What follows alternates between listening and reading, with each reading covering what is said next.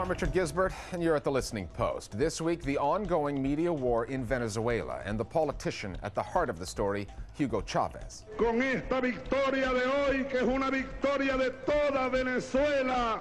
Thailand gets a new kind of television channel that's testing the limits of freedom of expression there. The cartoon, the uproar, and the apology from Rupert Murdoch. And looking for romance? Try this high-powered online dating service. Welcome back. Hugo Chavez is one of those politicians who comes across as either a hero or a villain, depending on what news outlet you're watching or reading. The Venezuelan president recently won a constitutional referendum that abolished term limits, meaning he can now run for re-election as many times as he likes.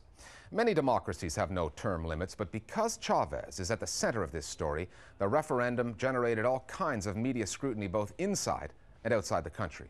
Among the themes of the coverage, did Chavez abuse his control over state-run media to win the vote? Or, faced with an aggressive and well-financed opposition media, did he have no choice? Our starting point this week is oil-rich Venezuela and the struggle that's being fought on the airwaves and on the front pages for political power. Victoria! Victoria! Hugo Chavez at the presidential palace in Caracas, celebrating his referendum victory and the prospect of running for office again, and maybe again after that. It was a close race. After losing a similar referendum a year ago, Chavez triumphed with just over 54% this time. And there was plenty of talk about the role of the media and whether this was a fair fight.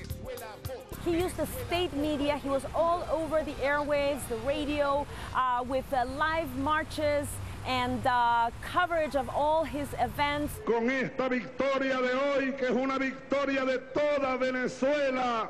His own TV speeches, which can go on for 7 hours, were carried across 47 channels. When his bus went through parts of Caracas campaigning, that was broadcast. When, however, you had vote no campaign demonstrations or rallies, he blocked many of those broadcasts. The media in Venezuela are swords that cut both ways. Chavez's government controls state-run media. Those channels are full of programs and promos that support the president. However, the opposition forces are far from silenced. There are plenty of privately owned channels that work against Chavez. Often they go beyond criticism of the president and into mockery. And those channels ran countless ads for the No campaign.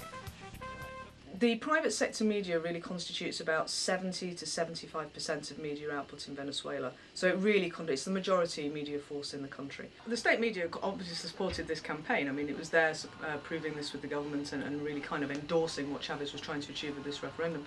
If one were to weigh the two sides in terms of the vociferousness and sometimes, the insults that they exchange occasionally, I would say that the opposition is more at guilt. It doesn't mean to say the government sometimes doesn't do it, sometimes they do. But at the same time, I mean, the fundamental problems with the public sector media is that it doesn't have the same level of penetration as the private sector media. So really the government's at an initial disadvantage anyway. There have been accusations of intimidation, dirty tricks, again going both ways. This pro-Chavez broadcast called La Hia showed the hostile reception one of its reporters received at an opposition rally. The show also claimed that during an interview with the president on a private television channel, a subliminal no-vote message was folded into the background curtain. And there have been charges that pro-Chavez vigilante groups have targeted opposition media outlets. There was reports of an attack on a media outlet by people on a motorcycle. But, we've had these kind of criticisms and concerns expressed in Venezuela dating right back to 1998 when Chavez was first elected. But, the reality is Venezuela is a violent society. There are high levels of crime. There have been incidents. But I don't think it's really a good thing to over-exaggerate the impact of these attacks. They are unfortunate and they are regrettable, but this is not part of some orchestrated government campaign. I don't think Chavez has taken steps to silence the opposition. There was the most famous case approximately a year and a half or 2 years ago with RCTV, where its license was up for renewal, and given that the government saw that it had participated and supported the coup against the government in 2002, its license was revoked, or its license was simply not renewed. That story, the refusal to renew RCTV's license in 2007, still sticks to Chavez. When he doesn't like what a station says about him, he shuts them down or puts clowns like me in jail. That's just not true. In 2002, RCTV, a privately owned channel, didn't just criticize Hugo Chavez, it tried to overthrow him by supporting an attempted military coup. Even though Chavez still waited 5 years until the channel's license expired before shutting it down, the RCTV story, followed by the debate over term limits, have many in the media describing Chavez as a dictator. Countries like France, for example, don't have term limits on their presidents. The same can be said about congressmen in the United States. In Australia, for example, the Prime Minister can run for re-election as many times as he or she sees fit. So if those standards are acceptable for first world countries and many third world countries, then why are the boundaries somehow shifted when it comes to Venezuela? It comes down to perceptions. Chavez is used to getting a rough ride in American media, which often echo what U.S. political leaders say.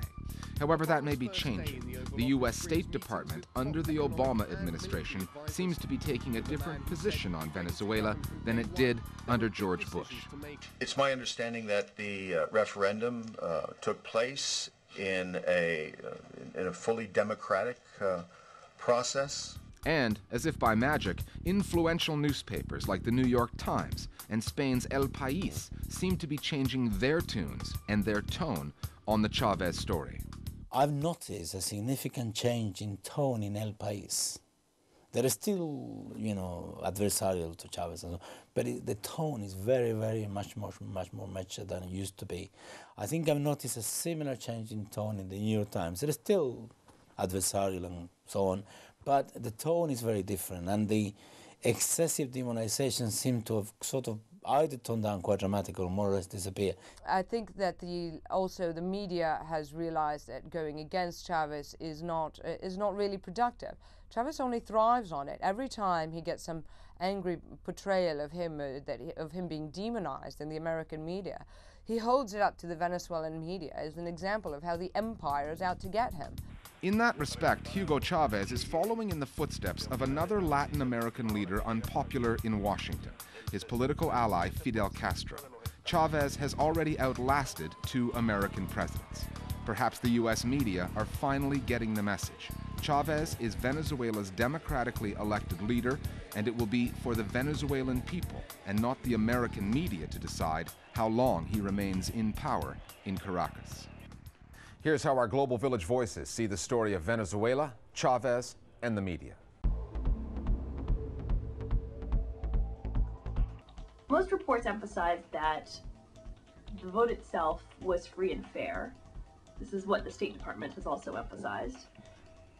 Yet there has been a common theme in a lot of the U.S. media coverage emphasizing that the removal of term limits represents a real setback for Venezuela's democracy. We need to ask ourselves whether this is really about democracy and term limits or whether it is about perceived U.S. interests in Latin America. The campaign, as always, was huge. And the publicity, yes, maybe that had something to do with the results. But at the end, I have to say that the people who voted yes voted for Chavez, voted because they want to support the project, regardless of the publicity. The best way to get with our Global Village Voice platform is through Facebook. Just log on, look for the Listening Post page where you can see what stories we're working on and decide if you care to comment. Either that or email us at listeningpost@aljazeera.net. Either way, we'll find a way to get your comments about the news media on the air. Our News Bite section starts with a postscript to the piece we led with last week. Zimbabwe's new Deputy Information Minister, Jameson Timba, is promising to restore media freedom in the country. The question is, will President Robert Mugabe allow that to happen? Mr. Timba is a member of Prime Minister Morgan Tsvangirai's MDC party, which now shares power with Mugabe's ZANU-PF. But under the power-sharing deal, Mugabe's people control the information ministry, which sets the rules for the mainstream media. Media reformers in Zimbabwe have been fighting for the return of publications shut down by the Mugabe government. They also want international news organizations like CNN and BBC, which have been banned under ZANU-PF, to be allowed back into Zimbabwe to report on the story. Iran's presidential election is still 6 months away, but the media war there is off and running. Former President Mohammad Khatami is trying to win his old job back from Mahmoud Ahmadinejad, but his campaign claims his online media presence is being sabotaged by hardliners. Some of Khatami's websites have been blocked to net users in Iran, although they were still accessible to people logging on elsewhere. Iran has a very active political blogosphere, and two sites in particular, Yari.ir and YariNews.com, are a big part of Khatami's new media arsenal. A Pakistani television reporter has been shot and killed in the Swat Valley, otherwise known as Taliban country. Musa Khankel, a correspondent for the privately owned network GeoTV, was killed while reporting on the Pakistani government's decision to allow Sharia law to be used in the northwest part of the country. He's the second journalist murdered in that area in the past 3 months. Although no group has claimed responsibility for the shooting, GeoTV executives have vowed that the reporter's killers will be found and brought to justice. It took almost a week, but media baron Rupert Murdoch has finally apologized, personally, for a cartoon published by one of his newspapers. The cartoon, which appeared in the New York Post, featured a chimpanzee shot by police with a caption saying they'll have to find someone else to write the next stimulus bill. Critics said the drawing depicted President Barack Obama as a monkey and had clear racial undertones. Murdoch, whose American media holdings supported John McCain in last year's election, insisted his cartoonist did not mean to be racist, but since that was the way that the work was interpreted, Murdoch owed his readers an apology. The Obama White House has suggested that a TV reporter calm down, maybe cut down on his caffeine intake after he made an on-air rant over the U.S. housing crisis. Rick Santelli was live on a Chicago trading floor for CNBC, a U.S. business service, with this tirade about his tax dollars going to Americans who cannot afford to pay for their mortgages. How many of you people want to pay for your neighbor's mortgage that has an extra bathroom and can't pay their bills? Raise their hand. How about we all? President Obama, are you listening? The rant was immediately posted by CNBC, where it got millions of hits. The White House, sensitive to the viral PR dangers of the story, went right after Santelli via Press Secretary Robert Gibbs. I would encourage him to read the president's plan. I'd be happy to buy him a cup of coffee. Decaf. We're back after the break with a story from Thailand on a new television station there that's making news.